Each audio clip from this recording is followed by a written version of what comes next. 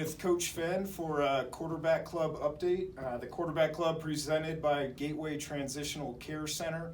We can't thank our friends enough across the street for supporting this program. Coach Phen, congratulations on a great victory. Huge team win against a very good Davis team. Walk us through a little bit, maybe starting with Tanner Connor's play and just some of the big plays on Saturday. Yeah, Tanner got behind their secondary a couple of times. He has a tremendous amount of speed. UC Davis was playing a style of defense where they play a lot of man-to-man in their back end. And while that is difficult to complete passes into tight spaces because, you got to have great separation from your receivers, the plus side for the offense is when there's a missed tackle, there's no one else around to make a tackle, and it's a big play. So on this first, you see it's in the first quarter right here, and 9 minutes left. We've exchanged some punts with them, and we're faced with a 3rd and 6 critical situation to convert there. So due to the fact that they're in a man-to-man defense, okay, what we did was we did a lot of bunch sets. Okay, and what that does is puts a little pressure on the back end. They can't just come up and stand there and play you man to man. And so what we're running is, and really this play goes all the way back to when I was at another conference school. We went and visited, ironically, Coach Hawkins at Boise State when he was head coach there, and they had this play that was really nice, and we put it in. We call it Boise. And it's been known at Boise at that school, it's known at Boise at UNLV, and it's known as Boise here. And really it's just a spacing play where you have Benji on the point working inside, Tanner working vertical, and I think we got Shane Daly Jr. there running the arrow. And what that does is you see it's kind of got a little starburst to it right there. So what happens is you can see the point man chases Benji and gets him out of there. But now that leaves 2 soft defenders, okay, looking at the 2 receivers crossing. You see that? And with them playing deep, he doesn't know if Tanner is crossing or going, so he's got to give him a cushion. And you see the 3rd defender chases the arrow out there, and that's what the whole thing was to hit Tanner on this. Now, this was something we didn't expect, was them to drop their defensive or drop one of their linebackers right there into the window. But Hunter makes a great throw and throws it away. 2 things, okay? Tanner squares his shoulders to the line of scrimmage, gives him a 2-way go. All right. Now the quarterback's instructed to throw the ball to where he wants the receiver to turn.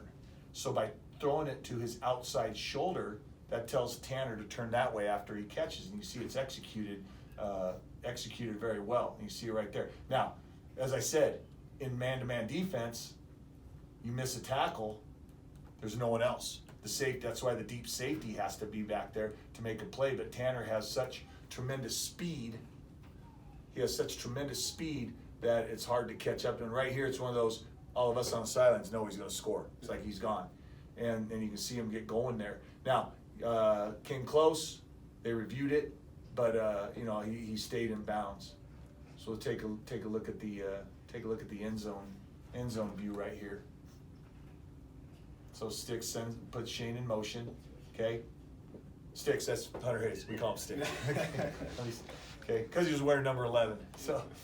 So you can see and right where he puts the ball, yeah, right away from the two defenders. Defense has no chance. And then now, once Tanner gets to this position, it's very rare that he gets caught. Yeah. Let's switch to the other side of the ball. Talk a little bit about the defense, how big some of those turnovers were. O'Shea, I know he's doing things on both sides of the ball. He's not just doing things on both sides of the ball. He's up there at the top of the tunnel. I was there during halftime, talking to every single guy as he's coming into the locker room, and he did the exact same thing at the end of the game. Yeah. But talk a little bit about his play. Yeah, he willed us to victory.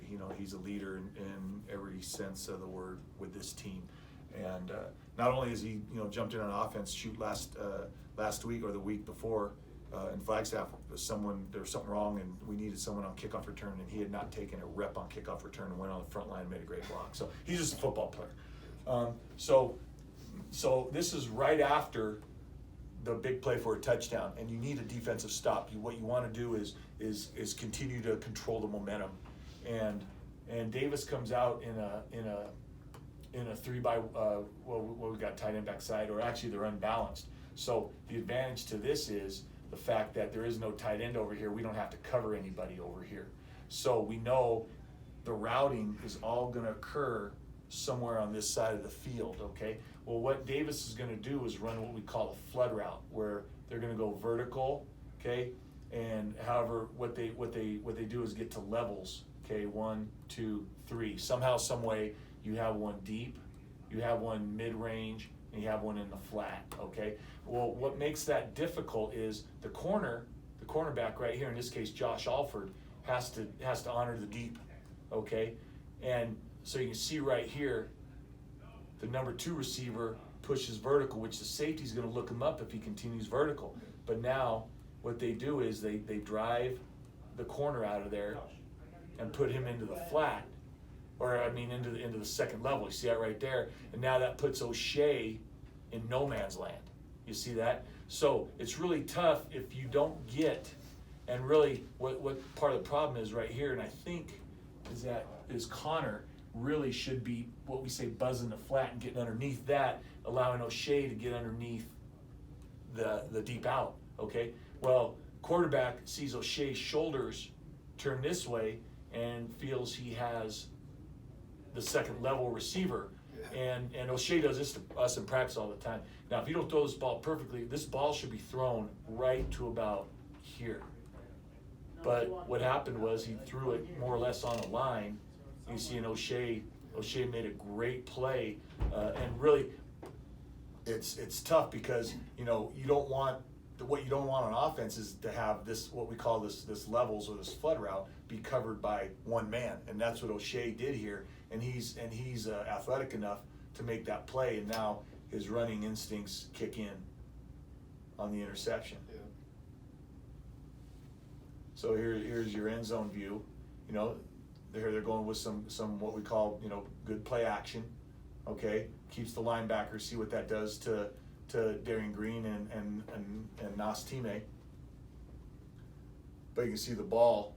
See, he needs to put more air on that ball. If he's going to throw this thing, if you're going to throw this thing should be up here, and you can't leave a flat ball there because that's what will happen in the interception. That's awesome. So yeah, it's a great play, and I don't know. I think we went down and scored, but that was a big momentum. Continuing to keep us with some momentum in the game. Yeah. First quarter. Sticking with momentum, let's talk about special teams for a second. I know the game on Saturday was absolutely huge as far as possession and where they were starting our drives because of Kevin Ryan and the special teams unit. Just walk us through that a little bit. Yeah, David Fiafia and JB Hall do a fabulous job. We're in the upper half. We're in the top 4 in the big 4 in special teams: punt return, kickoff return, and we're either 1 or 2 in the nation in a couple of those. Kevin Ryan is one of the best punters in the nation right now. And the segment that we're going to talk about, it's important for our special teams to have our opponent start the drive inside the 20, inside the 15, inside the 10, inside the 5, because the probability of them scoring, the further you go back, exponentially declines. So to start inside the 5, your chances of scoring are way less than if you start on the 20 or 25. So one thing we emphasize is on our kickoff team, tackling inside the 20, which we did a really good job of. But another aspect of our game that is really improved, and specifically this year, is our short punt game here, and what we call hang 10, meaning we're going to hang the ball and try to get inside the 10-yard line. And you can see right here, if he just goes and bombs it out of the end zone, they get the ball back on the 20, that's a net punt of only 17 yards. Yeah. Okay, that doesn't do anybody any good. So a couple of years ago, I asked Kevin to, during the summer, research and have his kicking coach teach him, the Australian way to kick these things, which it makes it carry a little bit more and not go as deep. We're not kicking it the same way. You hold the ball at a different angle. So on our hang 10, what we do is we have 3 what we call bombers right here, 1, 2, 3. And their sole responsibility on hang 10, now on regular punt, they're gonna go blow up the returner if he doesn't fair catch. But on hang 10, their responsibility is to run down to the 1-2 yard line, track the ball, turn around, and catch it. And everybody else knows, okay, these 7 know their responsibility is the returner. So the bombers on hang 10 have no responsibility to tackle the returner. Okay, so so you see that's what they're doing here, and even this team right here, Davis, they're in what we call punt safe, meaning they're not rushing. So so you see right here, this is Vi Nasu, okay, Hadi Brown is our other one, and Tyler Bohannon. Those are our 3. So what had happened, and this is even a better deal, earlier in the game, Tyler Bohannon got down here on one at the other end and got it on the 1 yard line. So they told their returner to go blow up Tyler. Well, what does that do? That leaves Vi. So watch Vi play this perfect. See how he runs right? He's instructed to locate the ball. And you see the ball right there. Yep. He locates the ball, right? Gets to the 1-2 yard line, turns around, and catches it. And see, Hadi got held up a little bit, but Hadi should be down there too. Then the rest of these are running to the returner. And now the whole thing with this is there's a plane right here that the ball cannot cross. In the NFL, the ball can cross. You can jump from, you can knock it back in, but in collegiate rules, it's just like a touchdown. There's a plane right there, so if it crosses the plane, it's a touchback automatically. Okay. And so right here you can see his feet on the 1 yard line right there. He couldn't have played this any perfect, but this doesn't just happen. We practice this. We practice this a ton because it's such an effective weapon, and we pinned him inside the 10, I want to say 3 times. Yeah, all his momentum is going straight to the sideline, not to the end zone. Yep, and you also, the type of kick that Kevin does enables the ball to bounce rather than shoot off crazy. So I don't know if you'll be able to see, but he holds the ball different on these kicks right here. See how it's nose down? Yep.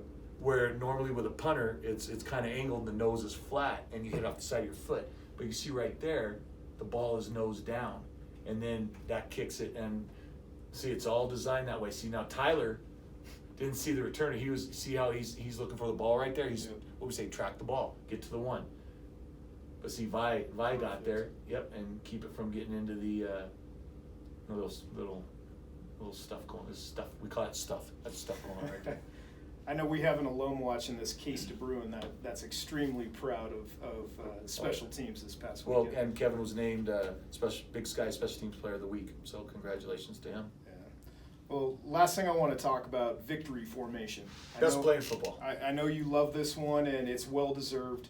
The adversity that the team battled through, starting the year, coming out, and then just absolutely battling UC Davis. Talk to us about your favorite formation. Well, first of all, we put O'Shea back here. Yeah.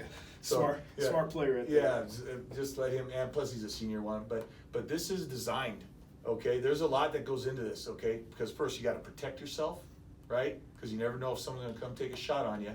Now, they were good about it. Now, here's what's supposed to happen. Okay, everyone protects their gap. Okay, these 2 protect the A gap, so no one comes shooting through. That's Tanner Connor and Christian Frederickson. Okay, now Sticks takes a knee.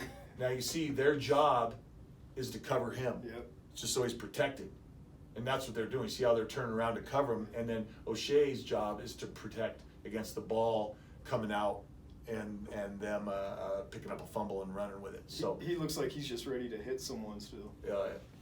So you can see, I see it here. So best play in football. This is the greatest play in football right here. Thanks a lot, Coach. Congrats again, and thank you to all of our quarterback club members and Gateway for all your support. Go Bengals. Roar Bengals.